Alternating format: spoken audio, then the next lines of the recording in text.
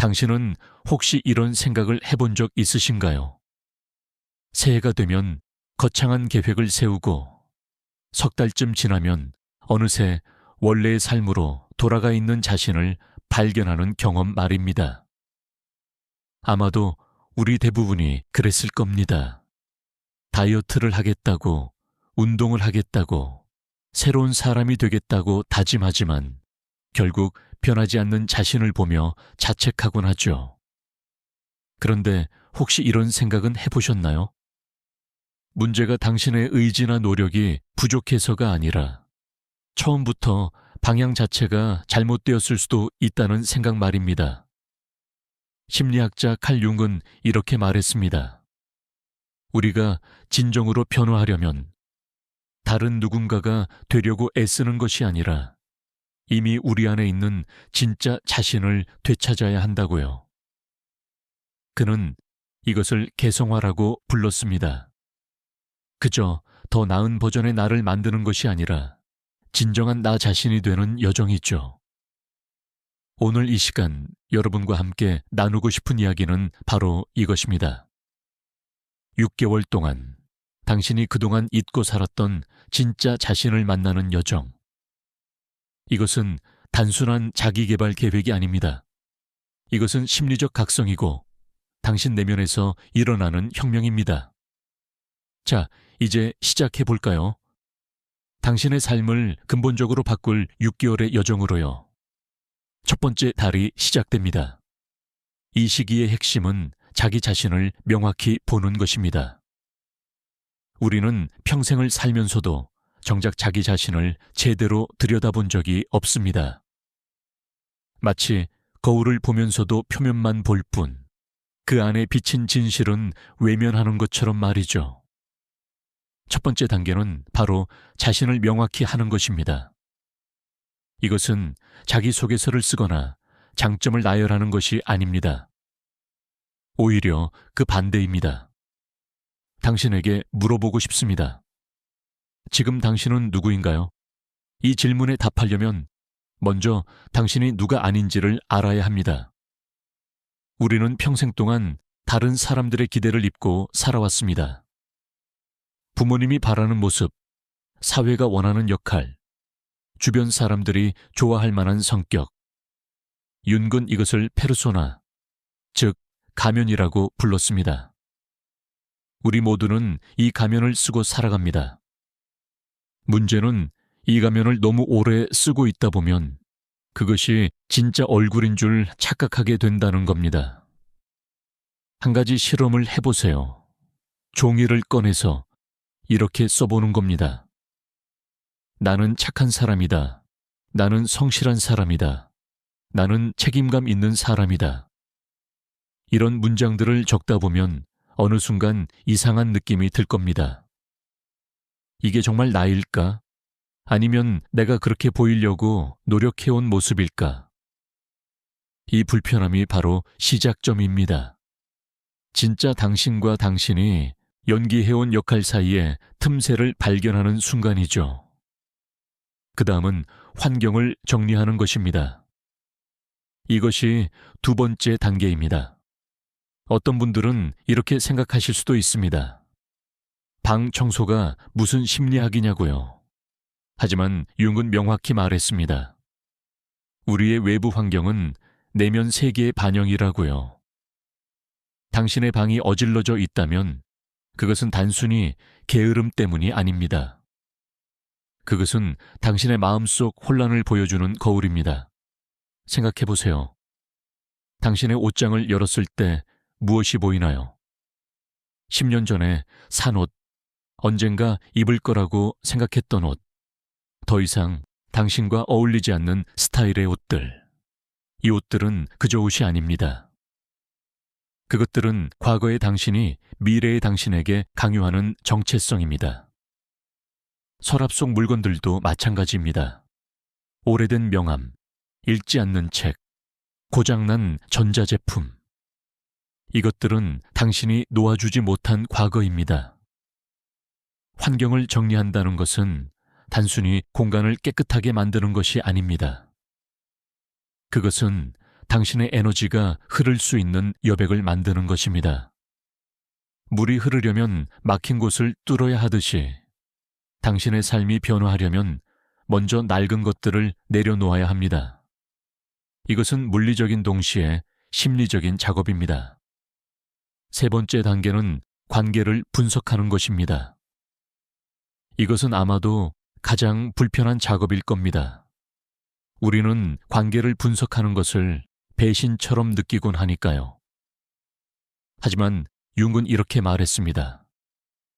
우리가 다른 사람들에게서 느끼는 강렬한 감정, 특히 부정적인 감정은 대부분 우리 자신의 그림자를 투사한 것이라고요. 그림자란 무엇일까요? 그것은 당신이 인정하고 싶지 않은 자신의 일부입니다. 당신이 어떤 사람을 보면서 참을 수 없이 짜증이 난다면 그 사람은 당신 안에 있는 무언가를 보여주고 있는 겁니다. 당신이 인정하고 싶지 않은 특성, 당신이 억압해온 욕망, 당신이 숨기고 싶었던 약점, 이 모든 것이 그 사람을 통해 드러나고 있는 것이죠. 예를 들어볼까요? 당신이 누군가의 자기중심적인 모습이 견딜 수 없다면 혹시 당신 자신도 자신의 욕구를 표현하고 싶었지만 그렇게 할 수 없었던 건 아닐까요? 누군가의 게으른 모습이 화가 난다면 혹시 당신도 쉬고 싶었지만 스스로에게 그것을 허락하지 않았던 건 아닐까요? 이것이 바로 투사입니다. 우리는 다른 사람을 통해 자신을 봅니다. 그렇다면 이 통찰을 어떻게 활용할까요? 당신 주변의 관계들을 돌아보세요. 누가 당신을 가장 화나게 만드나요?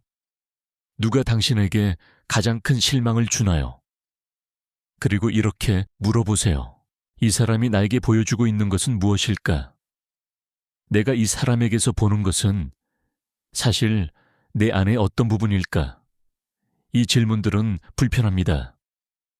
하지만 바로 이 불편함 속에서 진짜 성장이 시작됩니다. 네 번째 단계로 넘어갑니다. 이제는 그림자를 통합하는 작업입니다.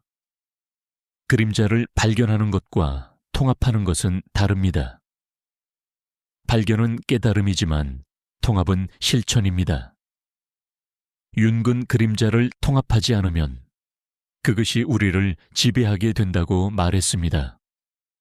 억압된 것은 사라지지 않습니다. 그것은 어둠 속에서 더 강해질 뿐입니다. 그림자를 통합한다는 것은 그것을 행동으로 옮기라는 뜻이 아닙니다. 예를 들어 당신 안에 분노가 있다고 해서 사람들에게 화를 내라는 게 아닙니다.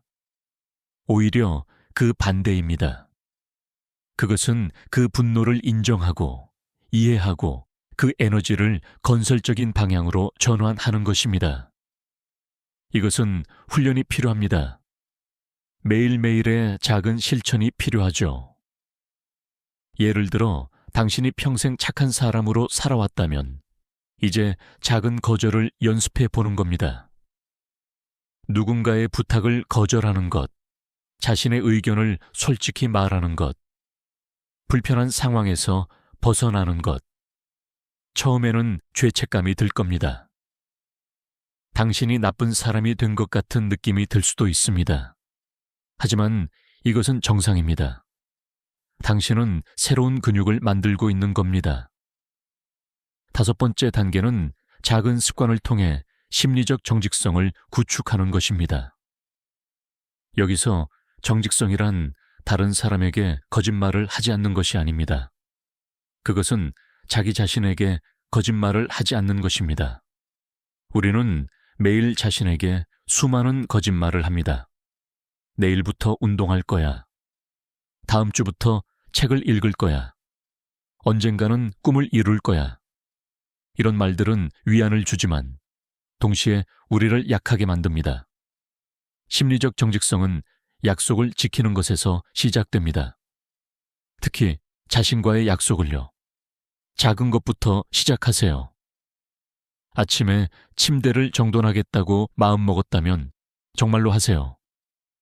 하루에 물 2잔을 마시겠다고 했다면 그렇게 하세요.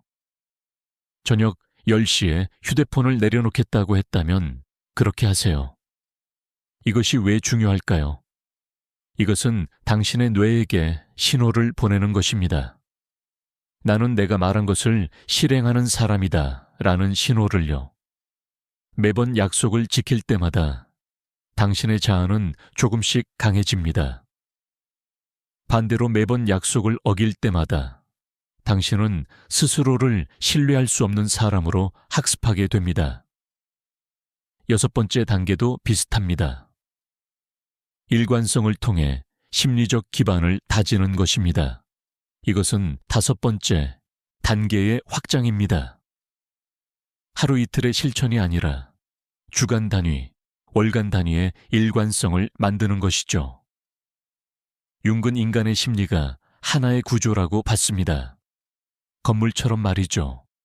만약 기초가 약하면 아무리 높이 쌓아 올려도 언젠가 무너지게 됩니다. 일관성이란 완벽함을 의미하지 않습니다. 그것은 방향성을 의미합니다. 당신이 운동을 하기로 했다면 매일 1시간씩 할 필요는 없습니다. 어떤 날은 10분만 해도 괜찮습니다. 중요한 것은 그 방향을 유지하는 것입니다. 당신이 책을 읽기로 했다면 매일 100페이지를 읽을 필요는 없습니다. 어떤 날은 1페이지만 읽어도 됩니다. 중요한 것은 그 리듬을 잃지 않는 것입니다. 이렇게 몇 주 몇 달을 지나면서 당신은 변화를 느끼기 시작할 겁니다. 이것은 극적인 변화가 아닙니다.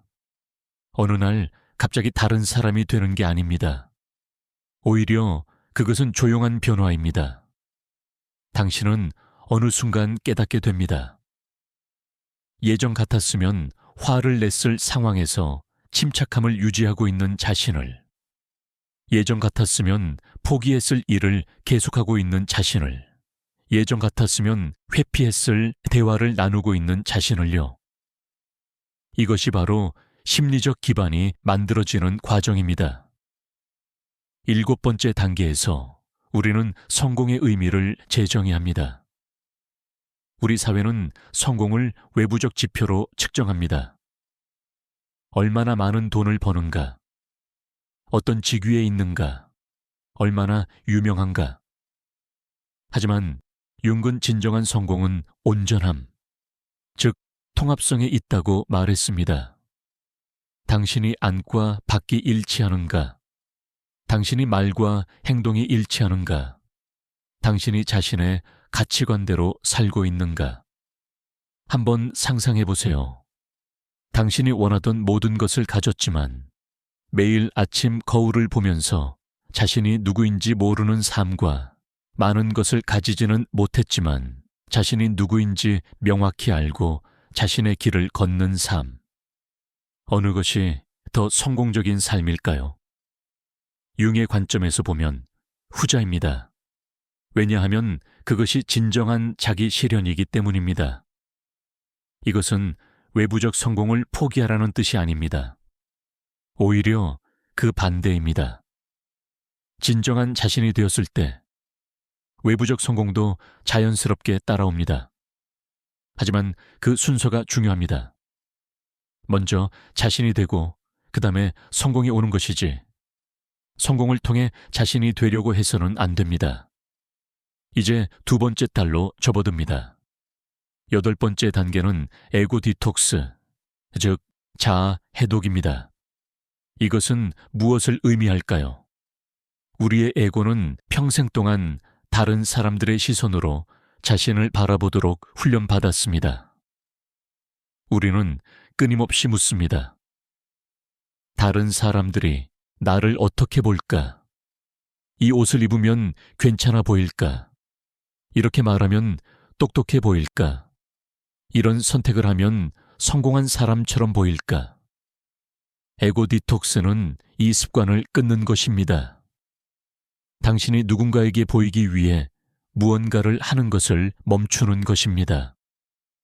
소셜미디어에 올릴 사진을 찍기 위해 카페에 가는 것, 다른 사람에게 인정받기 위해 싫은 일을 하는 것, 멋져 보이기 위해 감당할 수 없는 것을 사는 것, 이 모든 것들을 멈추는 겁니다. 처음에는 두려울 겁니다. 마치 옷을 벗은 것처럼 느껴질 수도 있습니다. 하지만 이 두려움 너머에 자유가 있습니다. 당신이 더 이상 다른 사람의 기준으로 자신을 평가하지 않을 때, 당신은 비로소 자신만의 기준을 만들 수 있게 됩니다. 이것이 진정한 자유입니다. 9번째 단계에서 우리는 감정을 적으로 보지 않고 안내자로 봅니다. 우리 사회는 감정을 통제하고 관리해야 할 대상으로 봅니다. 특히 부정적인 감정은 더욱 그렇죠. 슬픔은 약함의 표시이고, 분노는 미성숙의 증거이고, 두려움은 극복해야 할 장애물입니다. 하지만 융은 전혀 다른 관점을 제시했습니다. 감정은 무의식이 의식에게 보내는 메시지입니다. 당신이 슬프다면 그것은 당신이 무언가를 잃었거나 놓아주어야 한다는 신호입니다. 당신이 화가 난다면 그것은 당신의 경계가 침범당했다는 신호입니다. 당신이 두렵다면 그것은 당신이 성장의 가장자리에 서 있다는 신호입니다. 이 감정들을 억압하는 것은 메신저를 죽이는 것과 같습니다. 메시지는 사라지지 않습니다. 그것은 단지 더 큰 목소리로 다시 찾아올 뿐입니다. 그렇다면 감정과 어떻게 관계를 맺어야 할까요? 첫째, 감정을 인정하세요. 화가 났다면 화가 났다고 인정하세요. 슬프다면 슬프다고 인정하세요. 둘째, 감정을 관찰하세요. 이 감정이 당신의 몸 어디에서 느껴지나요?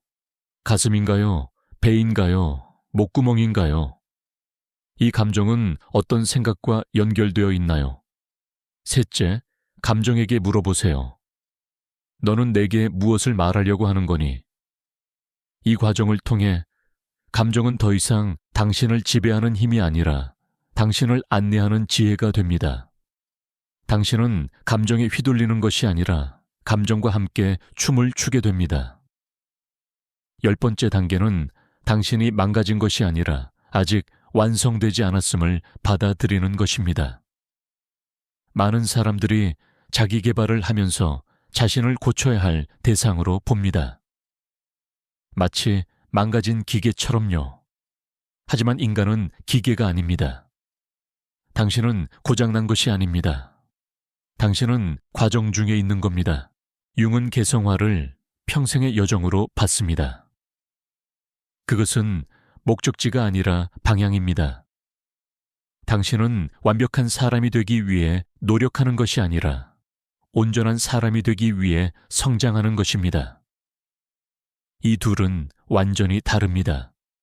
완벽함은 결점이 없는 것이지만 온전함은 모든 부분을 포함하는 것입니다. 빛과 그림자를, 강점과 약점을, 성공과 실패를요. 이것을 받아들일 때 당신은 자신에게 훨씬 더 너그러워질 수 있습니다. 실수를 했다고 해서 자신을 비난하지 않게 됩니다. 왜냐하면 실수는 학습의 일부이기 때문입니다. 느리게 성장한다고 해서 좌절하지 않게 됩니다. 왜냐하면 각자의 속도가 있기 때문입니다. 세 번째 달로 접어들면서 우리는 더 깊은 단계로 들어갑니다. 11번째 단계부터 15번째 단계까지는 개성화의 핵심 과정입니다. 개성화란 무엇일까요?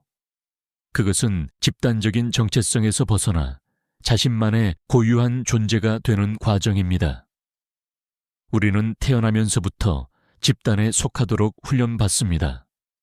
가족의 기대, 학교의 규칙, 사회의 규범, 이 모든 것들이 우리에게 어떻게 행동하고 무엇을 원하고 어떤 사람이 되어야 하는지를 가르칩니다. 이것 자체가 나쁜 것은 아닙니다. 우리는 사회적 존재이니까요. 문제는 이 과정에서 우리가 진정한 자신을 잃어버린다는 것입니다. 개성화는 이 잃어버린 자신을 되찾는 여정입니다. 그것은 반항이 아닙니다. 사회를 거부하거나 고립되어 사는 것이 아닙니다. 오히려 그것은 사회 속에서 자신만의 독특한 자리를 찾는 것입니다.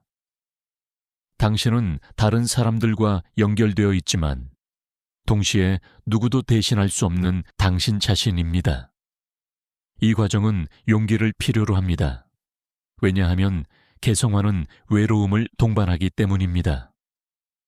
당신이 집단의 기준에서 벗어나 자신만의 길을 걸을 때 많은 사람들이 이해하지 못할 겁니다.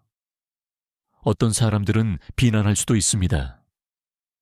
당신이 왜 안정적인 길을 버리고 불확실한 길을 선택하는지, 왜 모두가 원하는 것을 원하지 않는지, 왜 평범하게 살지 못하는지 물어볼 겁니다. 하지만 융은 명확히 말했습니다. 개성화의 길을 가지 않는 것이 더 큰 고통을 가져온다고요. 당신이 진정한 자신이 되지 못한 채 살아간다면 그것은 매일 조금씩 죽어가는 것과 같습니다. 겉으로는 살아있지만 안에서는 생명력이 빠져나가는 거죠. 12번째 단계는 성공보다 의미를 추구하는 것입니다. 현대 사회는 성공을 최고의 가치로 여깁니다. 하지만 성공이 행복을 보장할까요? 수많은 성공한 사람들이 공허함을 느끼는 이유는 무엇일까요? 그것은 성공의 의미를 대신할 수 없기 때문입니다. 의미란 무엇일까요? 그것은 당신의 삶이 무언가 더 큰 것의 일부라고 느끼는 것입니다. 당신이 하는 일이 단순히 돈을 벌거나 인정을 받기 위한 것이 아니라 세상에 어떤 기여를 하고 있다고 느끼는 것입니다. 이것은 거창한 것일 필요가 없습니다. 작은 것이라도 진심이 담겨 있으면 충분합니다. 예를 들어볼까요? 어떤 사람은 빵을 굽습니다. 그저 빵을 만들어 파는 것이지만 그는 자신이 만든 빵이 사람들의 하루를 조금 더 따뜻하게 만든다고 믿습니다. 이 믿음이 그의 일에 의미를 부여합니다. 또 어떤 사람은 청소를 합니다. 단순한 일처럼 보이지만 그는 자신이 깨끗한 환경을 만들어 사람들이 더 편안하게 생활할 수 있게 한다고 생각합니다. 이것이 그의 일에 의미를 줍니다. 의미는 밖에서 주어지는 것이 아닙니다. 당신이 만드는 것입니다. 똑같은 일을 해도 어떤 사람은 의미를 느끼고 어떤 사람은 느끼지 못합니다. 차이는 그 일을 바라보는 관점에 있습니다. 13번째 단계는 혼돈을 받아들이는 것입니다. 변화의 과정은 결코 깔끔하지 않습니다. 우리는 직선적인 성장을 기대하지만 현실은 그렇지 않습니다. 당신은 앞으로 나아갔다가 뒤로 물러나기를 반복할 겁니다. 어떤 날은 명확하게 보이던 것이 다음 날에는 혼란스러워질 겁니다. 이것은 실패가 아닙니다. 이것은 과정입니다. 융은 이것을 심리적 죽음과 재탄생의 과정으로 봤습니다. 오래된 자아가 죽어야 새로운 자아가 탄생할 수 있습니다. 하지만 이 죽음과 탄생 사이에는 혼돈의 시기가 있습니다. 당신은 더 이상 예전의 당신이 아니지만 아직 새로운 당신도 아닙니다. 이 중간 상태는 불편하고 불안합니다. 많은 사람들이 이 시점에서 포기합니다. 혼돈이 너무 불편해서 익숙한 옛자아로 돌아가고 싶어 합니다. 하지만 돌아갈 수는 없습니다. 일단 깨달음을 얻고 나면 예전처럼 무지한 채로 살 수는 없습니다. 앞으로 나아가는 것만이 유일한 길입니다. 그렇다면 어떻게 해야 할까요? 혼돈을 저항하지 마세요. 그것을 받아들이세요. 이것은 당신이 성장하고 있다는 신호입니다. 나비가 번데기에서 나올 때를 생각해 보세요. 그것은 고통스러운 과정입니다.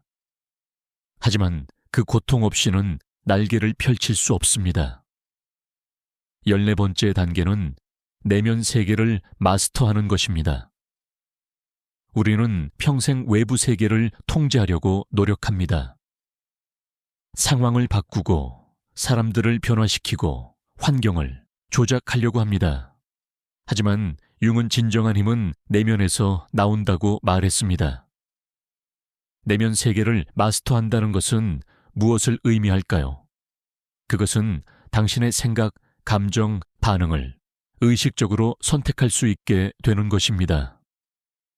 외부 자극에 자동적으로 반응하는 것이 아니라 한 박자 쉬고 선택하는 것입니다. 이것은 억압이 아닙니다. 그것은 자유입니다. 예를 들어 누군가 당신을 비난했을 때 당신은 즉시 방어하거나 방역하지 않을 수 있습니다. 대신 당신은 이렇게 생각할 수 있습니다. 이 사람의 말에는 어떤 진실이 있을까? 내가 배울 것이 있을까?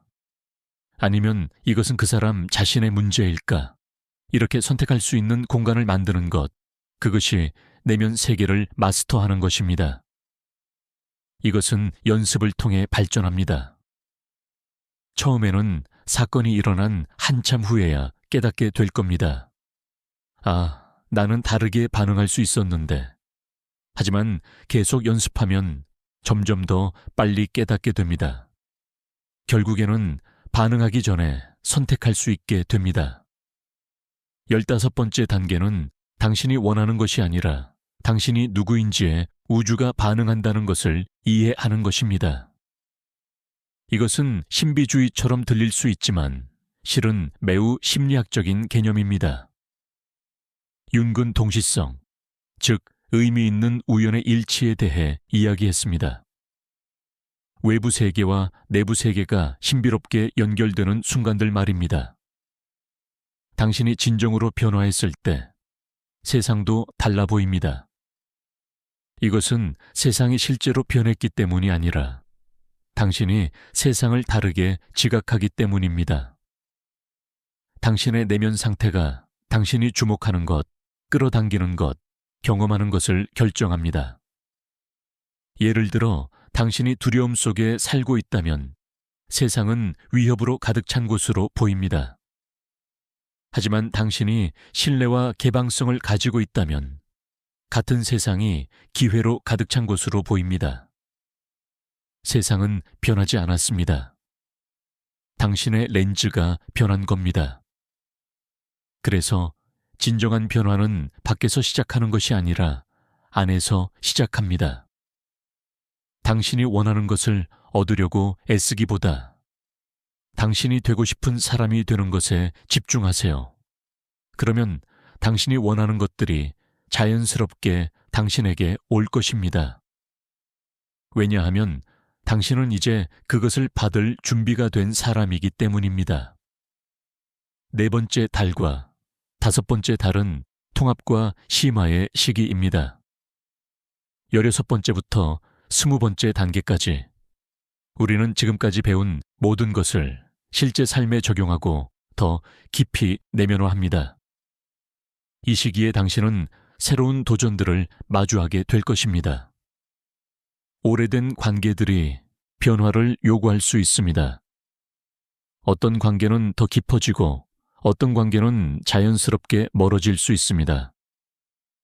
이것은 슬픈 일이지만 필요한 일입니다. 당신이 변화하면 당신의 세계도 변화해야 합니다. 직장에서도 변화가 일어날 수 있습니다. 당신은 더 이상 의미 없는 일을 참지 못할 수도 있습니다. 부당한 대우를 받아들이지 않을 수도 있습니다. 이것이 때로는 갈등을 만들 수 있습니다.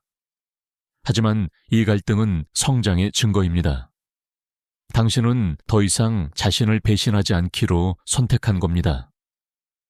가족 관계도 재조정이 필요할 수 있습니다. 특히 한국 사회에서 가족의 기대는 매우 강합니다. 부모님은 당신이 특정한 방식으로 살기를 원할 수 있습니다. 하지만 당신은 이제 다른 길을 선택할 수 있습니다. 이것이 가족과의 충돌을 만들 수 있습니다.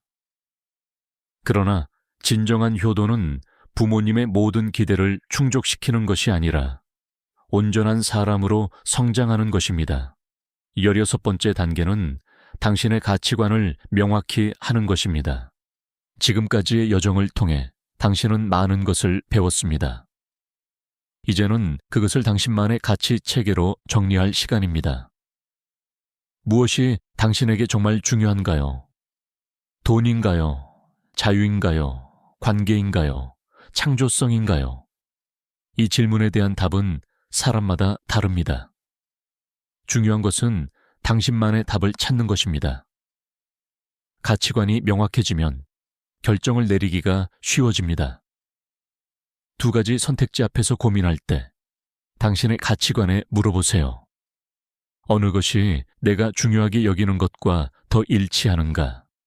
이 기준으로 선택하면 당신은 후회가 적어질 것입니다. 17번째 단계는 경계를 설정하는 것입니다.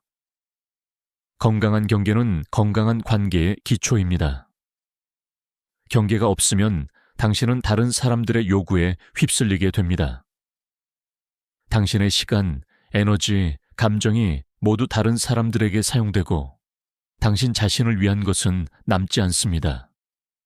경계를 설정한다는 것은 이기적인 것이 아닙니다. 오히려 그것은 자기 존중의 표현입니다. 당신이 자신을 존중할 때 다른 사람들도 당신을 존중하게 됩니다. 반대로 당신이 자신의 경계를 무시하면 다른 사람들도 그렇게 할 것입니다. 경계를 설정하는 것은 연습이 필요합니다. 특히 평생 동안 착한 사람으로 살아온 사람들에게는 어려운 일입니다. 거절하는 것이 어렵습니다. 다른 사람을 실망시키는 것이 두렵습니다. 하지만 기억하세요. 당신이 모든 사람을 기쁘게 할 수는 없습니다. 그리고 그럴 필요도 없습니다. 18번째 단계는 당신의 독특한 재능을 발견하고 발전시키는 것입니다. 모든 사람은 고유한 재능을 가지고 태어났습니다. 하지만 많은 사람들이 그것을 발견하지 못하거나 발견하더라도 발전시키지 않습니다.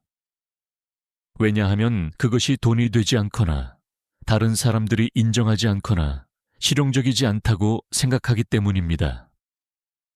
하지만 융은 말했습니다. 당신의 재능은 당신이 세상에 기여할 수 있는 독특한 방법입니다.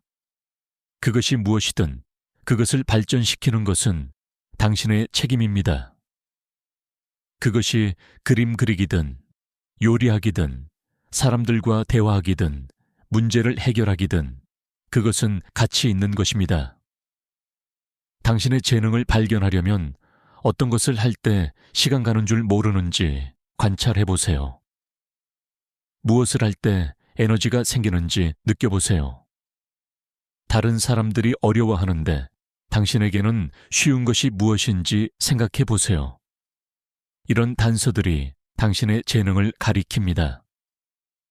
19번째 단계는 실패를 두려워하지 않는 것입니다. 진정한 성장은 안전지대를 벗어날 때 일어납니다. 하지만 안전지대를 벗어나면 실패의 위험이 있습니다. 많은 사람들이 이 두려움 때문에 새로운 것을 시도하지 못합니다.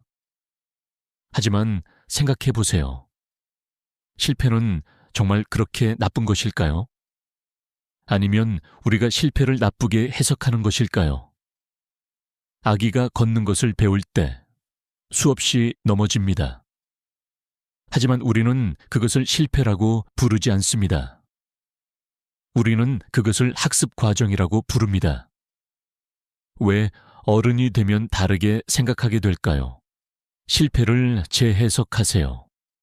그것은 끝이 아니라 피드백입니다. 당신에게 무엇이 효과가 없는지를 알려주는 정보입니다. 에디슨이 정우를 발명하기까지 수천 번의 실험을 했습니다. 누군가 그에게 그렇게 많이 실패했다고 말했을 때 그는 이렇게 대답했습니다. 나는 실패한 것이 아니라 효과가 없는 방법 수천 가지를 발견한 것이다. 20번째 단계는 자신의 이야기를 다시 쓰는 것입니다. 우리는 모두 자신에 대한 이야기를 가지고 있습니다. 나는 이런 사람이다. 나는 저런 사람이다. 나는 이것을 잘한다. 나는 저것을 못한다. 이 이야기들은 대부분 어릴 때 만들어졌습니다. 부모님의 말, 선생님의 평가, 친구들의 반응이 모여서 당신에 대한 이야기를 만들었습니다.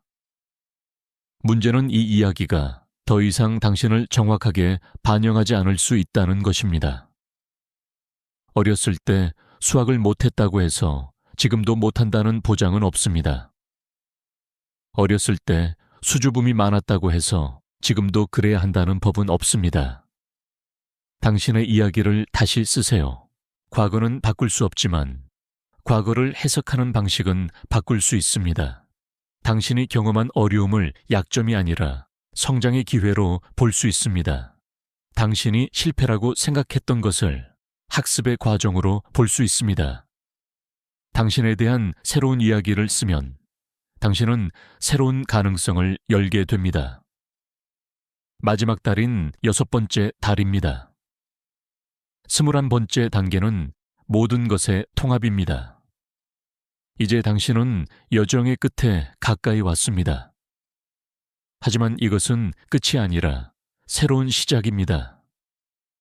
지난 몇 달 동안 당신은 많은 것을 배웠습니다. 이제 그것들을 하나로 엮을 시간입니다. 융의 개성화는 결국 전체가 되는 것입니다. 당신의 모든 부분들, 빛과 그림자, 강점과 약점, 과거와 현재, 의식과 무의식을 하나로 통합하는 것입니다. 이것은 갈등이 없는 상태를 의미하지 않습니다. 오히려 그것은 갈등을 포함하면서도 중심을 잃지 않는 것을 의미합니다. 통합된 사람은 유연합니다. 상황에 따라 다른 측면을 보여줄 수 있지만 핵심은 변하지 않습니다. 그는 다양한 역할을 할 수 있지만 그 역할의 정체성을 빼앗기지 않습니다. 그는 강할 수도 있고 약할 수도 있지만 그 어느 것도 그를 정의하지 않습니다. 통합은 평화를 가져옵니다. 더 이상 자신과 싸우지 않기 때문입니다. 당신은 당신의 모든 부분을 받아들였습니다.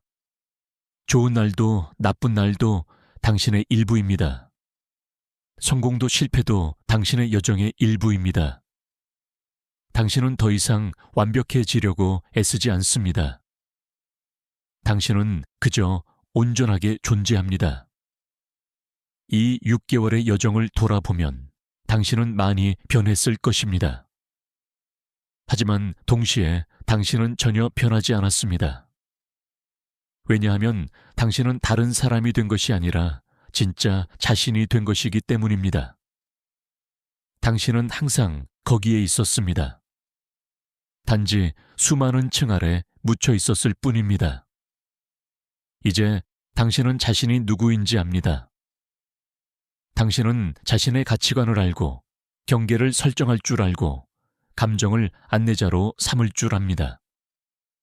당신은 관계를 선택할 수 있고 의미를 추구할 줄 알고 내면의 힘을 믿습니다. 당신은 실패를 두려워하지 않고 혼돈을 받아들이고 자신의 이야기를 쓸 수 있습니다. 그러나 이것이 끝은 아닙니다. 융은 개성화를 평생의 과정이라고 했습니다. 당신은 계속 성장할 것입니다.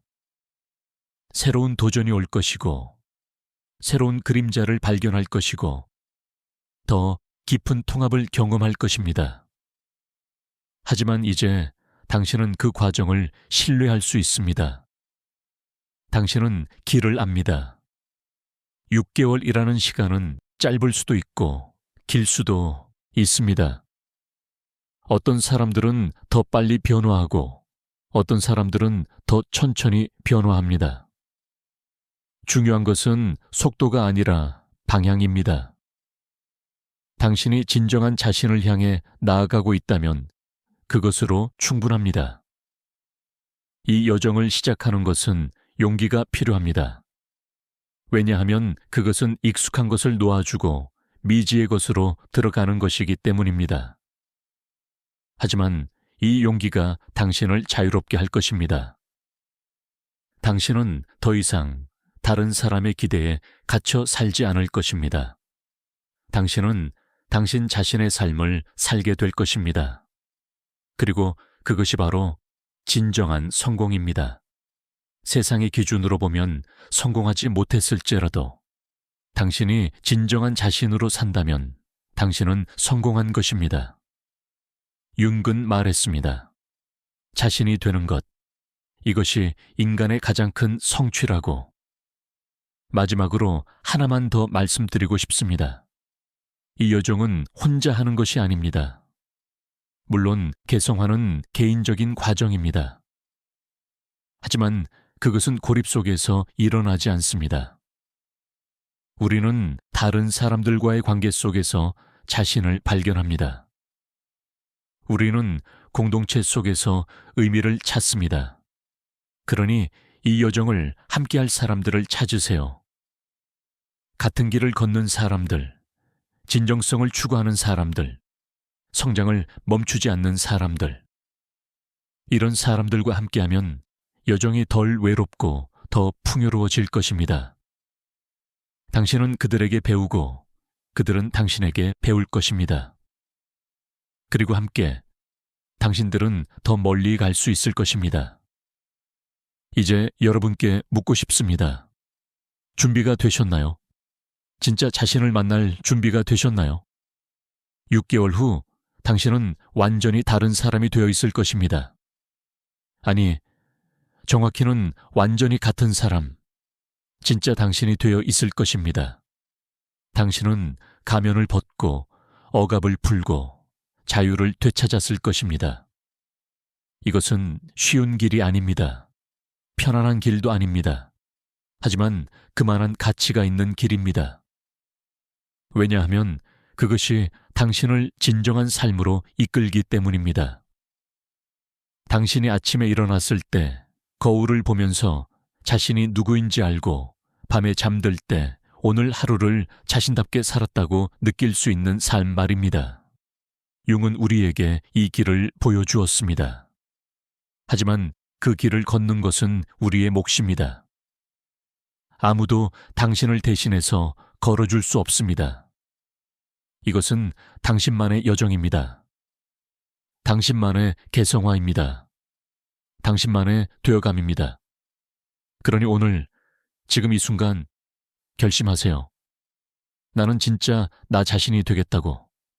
나는 더 이상 가면을 쓰고 살지 않겠다고. 나는 내 그림자를 통합하고 내 온전함을 되찾겠다고. 이 결심이 당신의 여정을 시작하게 할 것입니다. 그리고 기억하세요. 당신은 혼자가 아닙니다. 수많은 사람들이 같은 길을 걷고 있습니다. 융도 이 길을 걸었고 그의 뒤를 따라 수많은 사람들이 이 길을 걸었습니다. 이제 당신의 차례입니다. 당신의 여정을 시작할 시간입니다. 당신의 진짜 삶을 살 시간입니다. 당신 자신이 될 시간입니다.